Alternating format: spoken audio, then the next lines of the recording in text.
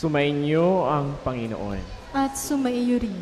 Ang mabuting balita ng Panginoon ayon kay San Marcos. Papuri sa iyo, Panginoon.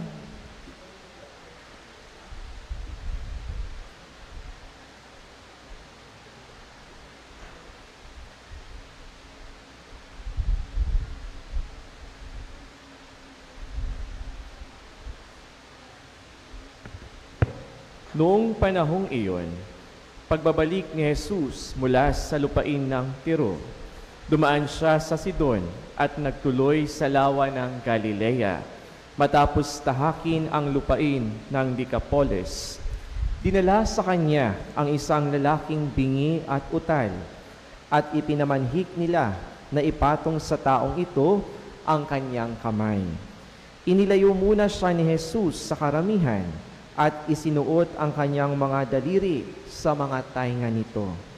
Pagkatapos lumura at hinipo ang dila nito, tumingala si Jesus sa langit at nagbugtong hininga at sinabi sa tao, "Ifata," ibig sabihin mabuksan.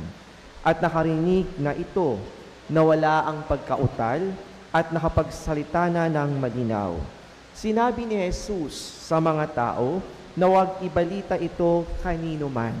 Ngunit, kung kailan sila pinagbabawalan, ay lalo naman nilang ipinamamalita ito. Sila'y lubhang ng gilalas at ang wika, anong buti ng lahat ng kanyang ginawa? Nakaririnig na ang bingi at nakapagsasalita ang pipi. Mga kapatid, ang mabuting balita ng Panginoon. Pinupuri ka namin, Panginoong Hesukristo.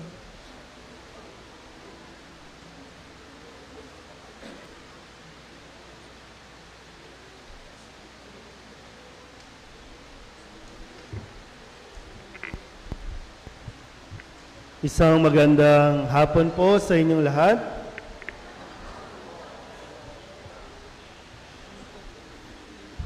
Paano ko ba sisimulan? Ngayon po ay kaarawan ng Mahal na Birhen.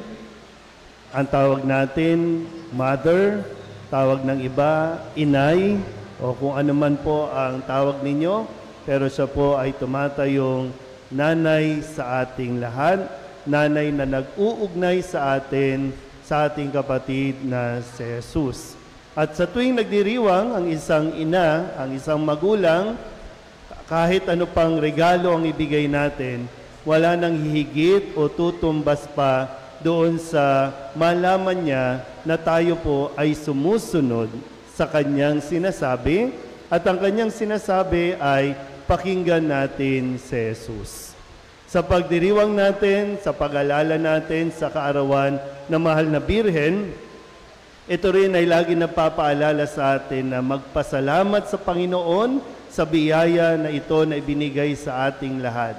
Binigyan tayo ng isang ina na laging gumagabay, laging naririyan para ilapit tayo sa ating Panginoon. Pwede ba nating palapakan ng Panginoon?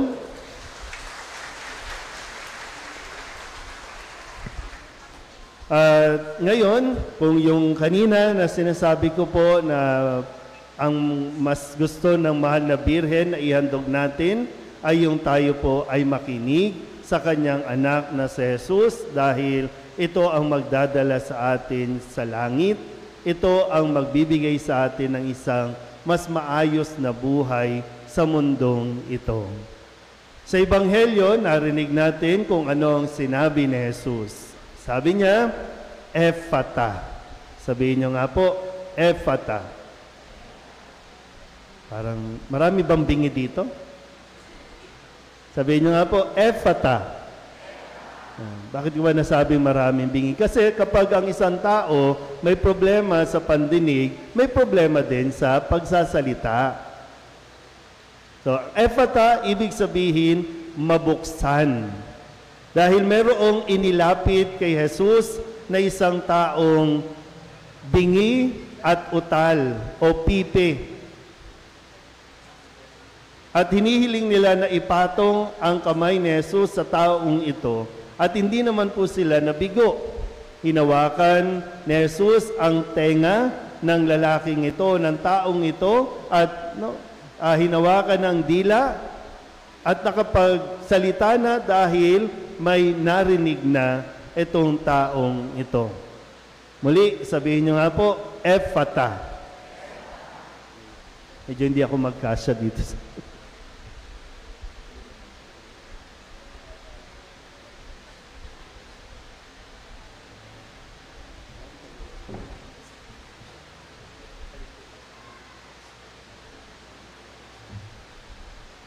Yun. Okay. Uulit. Ephata. Gusto ko pong pagnilayan natin yung mga kilos na ginawa ni Jesus bago po pinanumbalik o pinagaling yung taong hindi nakakarinig. Sabi po dito, matapos na ilapit kay Jesus at ipakiusap na ipatong ang kanyang kamay sa lalaking ito, yung lalaki po ay inilayo muna ni Jesus sa karamihan. Kasi kung nandoon sa karamihan, ibig sabihin, baka maingay masyado. Baka maraming nagsasalita, baka maraming may kanya-kanyang mga opinyon. So, inilayo muna siya ni Jesus sa karamihan at doon ay hinawakan ang tenga nitong lalaki at sinabing, Ephata, mabuksan. At nung nabuksan na ang kanyang pandinig, sino ang una niyang napakinggan? Sino ang una niyang narinig?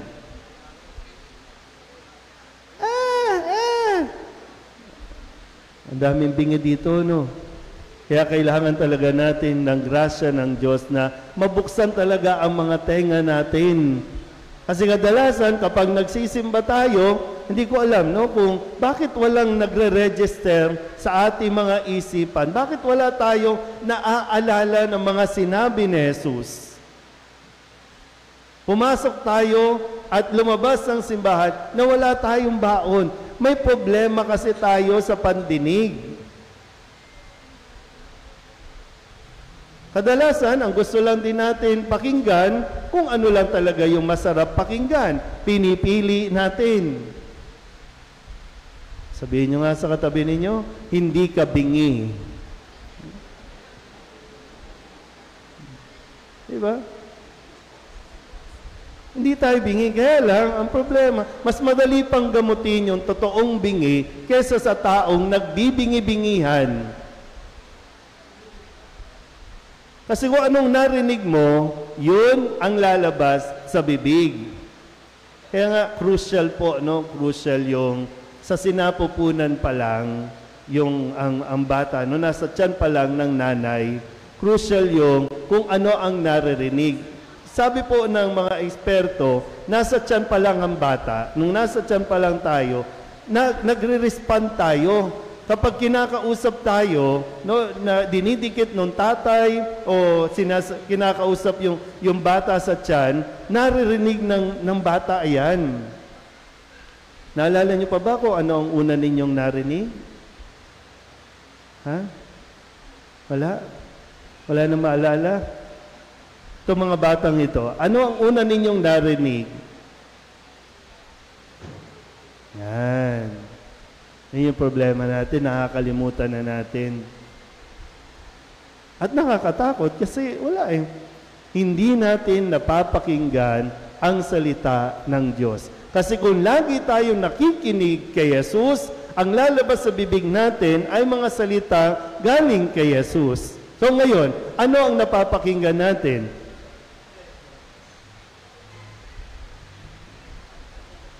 Tingnan nyo, pag nagsasalita ang mga bata ngayon, ano ang naririnig natin? Puro pagmumura.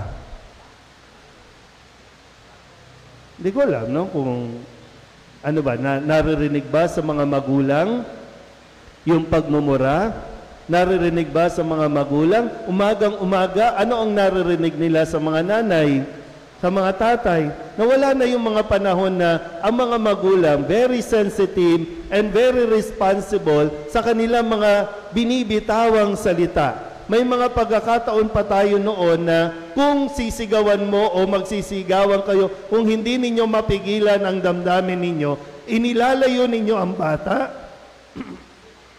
O kaya naman, tinatakpan ninyo ang mga tenga nila kasi ayaw nyong marinig dahil alam ninyo, hindi maganda na marinig ng mga bata ito. Kasi nagre-register, nare-record. Sa amin po kasi doon sa parokya namin, dyan po sa may Divisoria, sa may Delpan. So yung simbahan namin, iskinita na yung gilid. So maraming bata doon na naglalaro, umaga pa lang hanggang gabi, no, parang ayaw matulog, nandoon sila. At ano ang naririnig ko mga usapan nila? Kung ano ang usapan ng mga magulang nila sa kanilang mga tahanan. Yung nire-reenact nila, yung pag-aaway ng magulang at kung paano magsagutan ng magulang. At yung mga bata, bago pa matutunan yung a, ba, ka, da, asa na sila? Nandun na agad sa gago.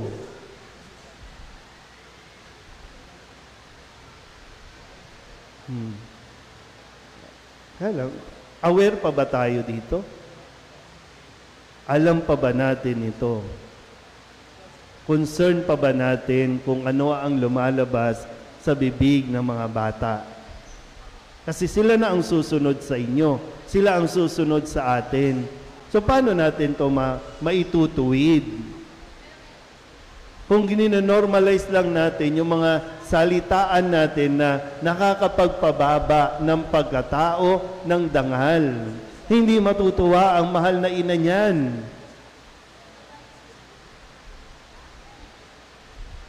Sabihin nyo nga ulit sa katabi ninyo, hindi ka bingi. Pero bakit nga? Naririnig na, alam naman natin. Ngayon sinasabi sa atin, tinuturo sa atin ni Jesus. Pero bakit sadyang pinipili natin magbingi-bingihan? Minsan nakita mo na kung ano yung katotohanan, narinig mo na kung ano yung katotohanan, pero bakit kasinungalingan ang lumalabas sa ating mga bibig? No, mas mabuti pa palang maging PWD na tayong lahat. Kasi ibinigay lahat yan, ipinapanumbalik ni Jesus ang ating mga senses para makapaghatid tayo ng magandang salita, makapaghatid tayo ng magandang balita sa mga tao. Pero paano nga ba? Sa patuloy na paggagabay ng mahal na ina sa atin, paturo din tayo kung paano magsalita, kung paano magpahayag, lalong-lalo na kung paano tayo makikinig kay Jesus. Na ang lahat naman ng kanyang sinasabi ay para sa ikabubuti natin, para nang sa ganon tayo po ay magkasama-sama doon sa langit. Hindi lang tayo hanggang dito. Huwag nating asamin na dito lang tayo. Kundi meron tayong tinitingnan na pagdating ng araw, kasama ang mahal na Birheng Maria, doon tayo sa langit, sama-samang magdiriwang. Pero kung hindi mo pa rin bubuksan ang iyong mga tenga, ikakapahamak mo na yan. Hanggat may pagkakataon pa at hindi tayo nawawalan ng pag-asa, kayang-kaya pa nating ituwid ang ating pong mga buhay-buhay, lalo tigit kung alam natin na sinusuway na natin ang mga utos ng Diyos. Amen?